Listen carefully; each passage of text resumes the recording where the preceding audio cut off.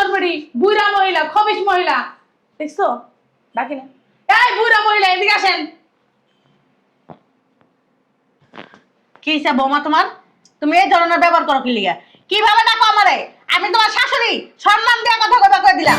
কি হইছে আপনার শাশুড়ি বাবা গানি গেছে আপনার আমার শাশুড়ি দেখা হ্যাঁ আমি এইভাবে ব্যবহার করব বেয়াদবের মতন কথাবার্তা বলো।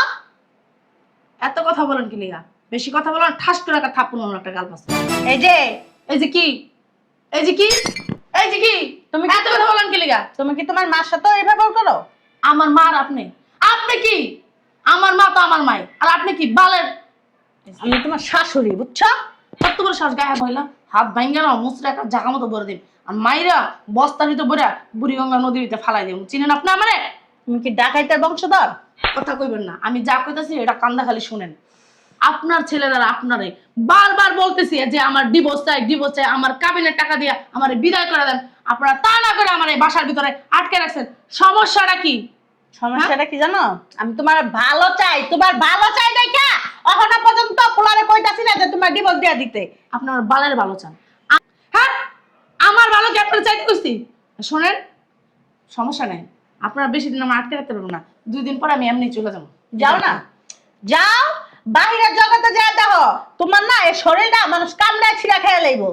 ওই বুড়ি এই খাচ্চর বুড়ি তুই দুনিয়া সম্বন্ধে আমার বুঝাস হ্যাঁ তুই আমার পৃথিবীতে আগে আইতে পারোস কিন্তু দুনিয়া সম্পর্কে না সব থেকে বেশি ভালো আমি তোর থেকে জানি আরে কি বুঝাইতেছিস আমারে আমি না পড়ালেখা করে শিক্ষিত একটা মানুষ আমি পড়ালেখা জানা শিক্ষিত একজন মেয়ে আমারে না দুনিয়া সম্পর্কে না বুঝাইতে আসেন না আপনার থেকে না ভালো আমি বুঝি বুঝা শুনে আমি বাইরে বের হইতে চাইতেছি আসলে এত কথা আমার শোনার কোনো প্রয়োজন পড়ে না আপনার ছেলেকে বলবেন আমার কাবিনের টাকা আর ডিভোর্স লেটারটা তাড়াতাড়ি দিতে আমি এই বাসার থেকে বের হইতে চাইতেছি আপনাদের কানে ঢুকে না আমি যে কথাগুলো বলি কানের ভিতরে যায় না তুমি একটা শিক্ষিত মেয়ে, তুমি একটা শিক্ষিত মেয়ে হইতে পারো কিন্তু শিক্ষা দীক্ষা তোমার ভিতরে নাই। তুমি শিক্ষিত হয়ে অশিক্ষিতের মতন ব্যবহার করো। শিক্ষা দীক্ষা আমার ভিতরে নাই আপনার কাছে কি আমি শিক্ষা দীক্ষা পাইতে গেছি খবরদার গায়ে হাত দিবা না কিন্তু। কি করবেন বাল ফলাইবেন আপনি আমার ইদারিন তোমার কাহিনীগুলি দেখতাছি তোমার।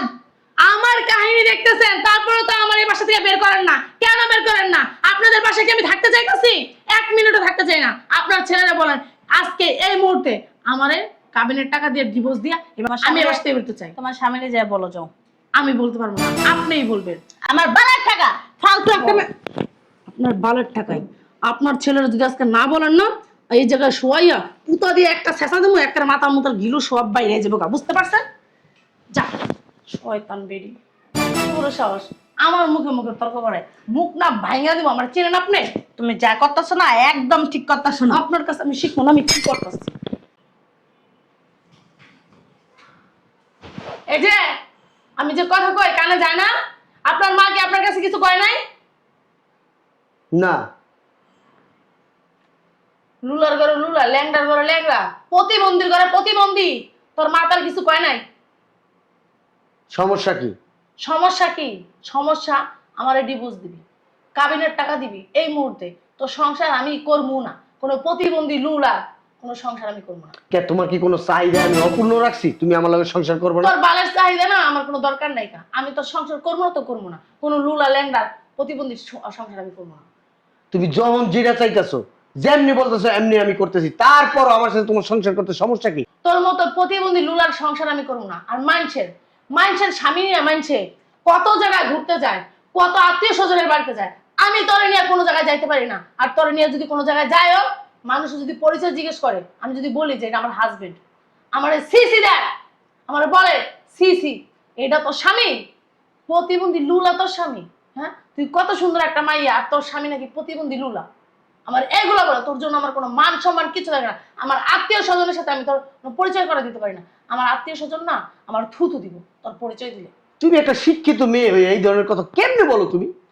আমার শোন এত কথা শুনে লাভ নাই আমি তোর সংসার করবো না তো করবো না প্লিজ আমরা ভালোবাসি তুমি এই কাজটা করো না। তুই আমারে ভালোবাসলেই হবে আমি আরেকজনকে ভালোবাসি আরেকজনের সাথে আমার সম্পর্ক আছে আমি তারে বিয়ে করবো তুই আমার ডিভোর্স দে তোমার রিকোয়েস্ট করতেছি পায়ে ধরি তুমি যাও না আমার টাকা দে আমার কাবিনের টাকা দে আর ডিভোর্স দে তুমি কি সত্যি আমার সাথে সংসার করবে না? না তোর মতো প্রতিবন্ধী লুলার সাথে আমি সংসার করবো না তো করবো না আচ্ছা আবার তোমার একটু রিকোয়েস্ট করতেছি আমার রিকোয়েস্ট করলে হবে পায়ে ধরি তুমি যাও না আমার কাছে একা। এই শোন আমার সাথে যার সাথে সম্পর্ক আছে না সে খুব সুন্দর, দেখতে হ্যান্ডসাম আছে, টাকা পয়সা আছে, বাড়ি আছে, গাড়ি আছে, তোর মতো প্রতিবন্ধী না, রাস্তায় চলতে পারে, আমার সাথে এক জায়গায় যাইতে পারবে, এক জায়গায় মানায় নিয়ে যাবে। আর তোর মতো প্রতিবন্ধীর সাথে কোনো জায়গায় যাওয়া যায় না। তোর মতো প্রতিবন্ধী নিয়ে গেলে না আমার মান সম্মান কিছুই থাকে না।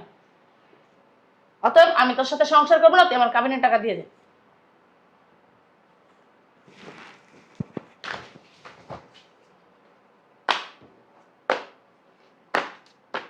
ঠিক আছে, আমার ডিভোর্স কাগজটা পাঠাই দিস, আমি সই করে দেব।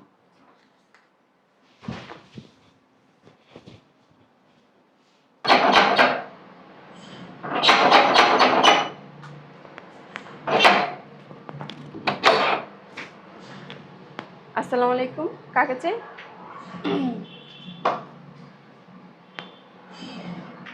আপনি কি সাহায্যের জন্য আসছেন? কই, চাল নেন নাকি টাকা নেন? আপনারা কি আমার ফকিনি মনে হইতেছে? না, অনেকে তো আবার সাহায্যের জন্য আসে। আমাদের বাসায় যে কাজের মিলটা কাজ করে উনিও আপনার মতোই দেখতে, এই কারণে জিজ্ঞাসা করলাম। আমার মতো দেখতে ফাইজলামি করস? হ্যাঁ, এবার তুই কই থেকে আসছিস? তুই কে? তুই কে? আম্মা, আম্মা। কে ডাকে? তুমি এ বাসায় কি করতে আসছো? কেমন কথা? আমার সংসার, আমার শ্বশুর বাড়ি। খবরদার! কি তোমার সংসার, তোমার শ্বশুর বাড়ি? হ্যাঁ, তোমার সংসার, তোমার শ্বশুর বাড়ি এটা নাই কিন্তু, ঠিক আছে? বের হও বাসাতে। কি জন্য আসছো? চলো রুমে চল। কোথায় যাইতেছো? হ্যাঁ, আম্মা, কে এই মহিলা? এই মহিলার কথা কইও না বৌমা, ও একটা অহংকারী মেইয়া, বুঝতে পারছো? একসময় এ বাড়ির বউ ছিল। এক সময় না, আমি এখন ওই বাড়ির বই। খবরদার, গলা উঁচা করে কথা বলবা না, ঠিক আছে? তোমার আগে শ্বশুর বাড়ি নেই, ঠিক আছে? এটা এখন তোমার পরের বাড়ি। বের হও বাসাতে। এই যে, কই যাইতেছো? আমি আমার রুমে যেতেছি। তোমার রুম কোনটা? হ্যাঁ, তোমার রুম কোনটা? তোমার যেটা বেডরুম ছিল এখন এটা ওর স্বামীর বাড়ি, ওর বেডরুম, ওর সংসার, ওর শাশুড়ি, বুঝতে পারছো? কি বলেন আপনি? আপনার ছেলের আপনি বিয়ে করেছেন? আপনার ছেলের আপনারা বিয়ে করেছেন? আমার কাছে জিজ্ঞেস করছেন? আমারে না জানে আপনার ছেলের আপনারা বিয়ে করেছেন মানে কি?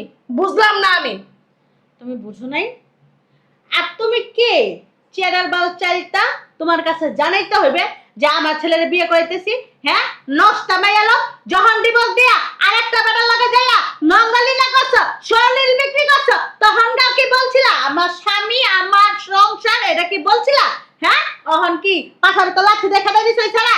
হ্যাঁ, এই কারণে আইছো এই জায়গার ভিতরে। তোমার আমরা গ্রহণ করবো না, বের হওয়া সত্ত্বে। আরে মেয়ে, তুমি শোনেন, আপনার ছেলেরা না আমি এখন অনেক ভালোবাসি।